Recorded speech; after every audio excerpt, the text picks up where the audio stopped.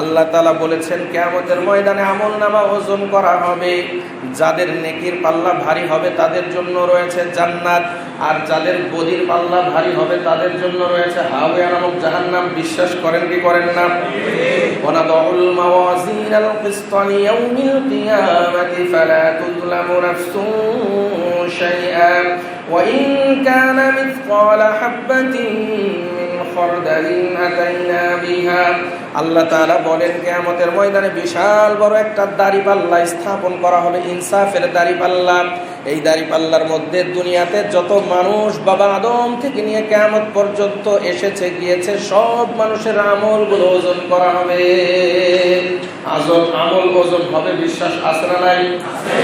ধরা যায় না, ছোঁয়া যায় না, স্পর্শ করা যায় না, তারপরেও বিশ্বাস আছে না নাই? জোরে কর। এটা হলো মুমিনের কাজ।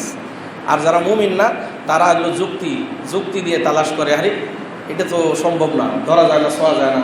কিন্তু বিজ্ঞান প্রমাণ করছে যেই জিনিস ধরা যায় না, ছোঁয়া যায় না, ওই জিনিসের ওজন করা যায়। বিজ্ঞান যখন প্রমাণ করছে, ওই যুগের নাস্তিক মার্কা যারা ছিল, যারা কোরআনের এই কথা বিশ্বাস করে নাই, তারা এখন এই বিজ্ঞানের প্রমাণ হওয়ার পরে নাকে খত দেওয়ার অর্থ হলো মাটির মধ্যে থুতু ফালাইয়া, জিব্বা দিয়া চাইটা, নাক দিয়ে ঘষা আর কপাল দিয়ে ঘষা এখন কয় না আমি আগেরটা বিশ্বাস করি। আমরা মুমিন, এরা নাকে খত দেই না, আমরা শুরু থেকেই চালাক। আর ওরা অল্প বিদ্যার ফুটানি দেখায় কিছু দূর যায়, স্থির পটানি দিয়ে পড়ে যায়। আসল চালাক কারা? আমরা না নাস্তিকরা? জোরে গণ। আসল চালাক আমরা। শুরুতেই আল্লাহ আমাদের থেকে বেশি বুঝে। আল্লাহ আমাদের রব, আল্লাহ আমাদের সৃষ্টিকর্তা, আল্লাহ আমাদের পালনকর্তা, আল্লাহ আমাদের হায়াতের মালিক, আল্লাহ আমাদের রিজিকের মালিক, আল্লাহ ভালো মন্দ সব কিছুর মালিক। ঠিক না ঠিক? জোরে গণ। আল্লাহ তাআলা যেটা বলছেন মানুষের জন্য এটাই ভালো। আল্লাহ যদি বলে থাকেন মহিলাদেরকে ঘরে পর্দা করতে হবে, এটা মুসলমানের জন্য ভালো না? ভালো না? জোরে গণ। আল্লাহ যদি বলে থাকেন মুসলমানদের জন্য সুদ হারাম, সারা দুনিয়ার মানুষের জন্য সুদ হারাম, আমি আর আপনি যদি আমার মস্তিষ্ক খাটিয়ে আল্লাহ তাআলার কথার মধ্যে ভুল ধরতে যাই, আল্লাহ তাআলার কথার মধ্যে ত্রুটি আছে প্রমাণ করতে যাই, বোঝা গেল আমি একটা ছাগল, আমি একটা পাগল। আমার মতো এরকম বোকা, হদ্দ বোকা, জাহেল আর দুনিয়াতে দ্বিতীয়টা নাই। আল্লাহর যে কোনো বিধান যেই এর মধ্যে ছিদ্রান্বেষণ করতে যাবে, বোঝা গেল এই লোকের মাথার মধ্যে ইবলিস শয়তান পায়খানা করছে। ঠিক না ঠিক? বাংলাদেশের বেশিরভাগ মানুষ কি? বাংলাদেশের বেশিরভাগ মানুষ মুসলমান নাকি অমুসলমান? বাংলাদেশের ভাষা কি? রাষ্ট্রীয় ভাষা কি? জোরে গণ।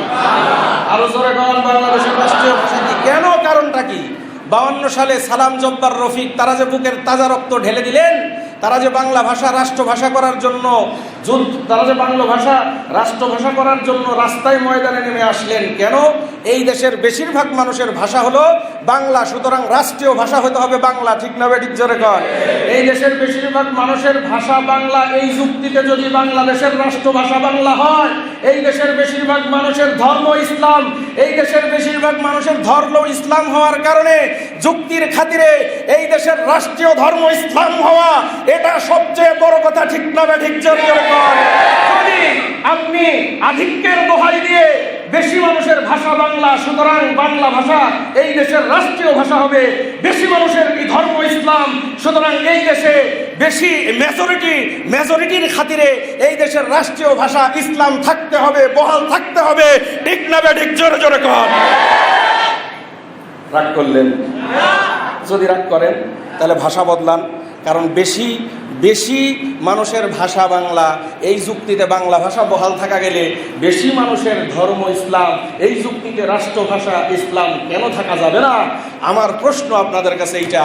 যদি জবাব দিয়ে সন্তুষ্ট করতে পারেন তাহলে আমিও মেনে নেব, কোনো অসুবিধা নাই। আর যদি জবাব দিয়ে সন্তুষ্ট না করতে পারেন তাহলে অবশ্যই বাংলাদেশের যেহেতু সব মানুষ, বেশিরভাগ মানুষ 90-92% মুসলমান, সুতরাং এই দেশের ভাষা বা এই দেশের ধর্ম ইসলাম থাকতে হবে, রাষ্ট্রীয় ধর্ম। কি বলেন? রাজি আছেন সবাই? রাজি নাই? কাটা হাত দেখান। একজন পাওয়া গেছে না বুঝে। রাজি আছে সবাই? রাজি আর নাইকে এটা বলছিলাম, রাজি নাইকে। সবাই রাজি আছি না ইনশাআল্লাহ? যেই কথা বলতেছিলাম ভাইরা আমার, আল্লাহ তাআলা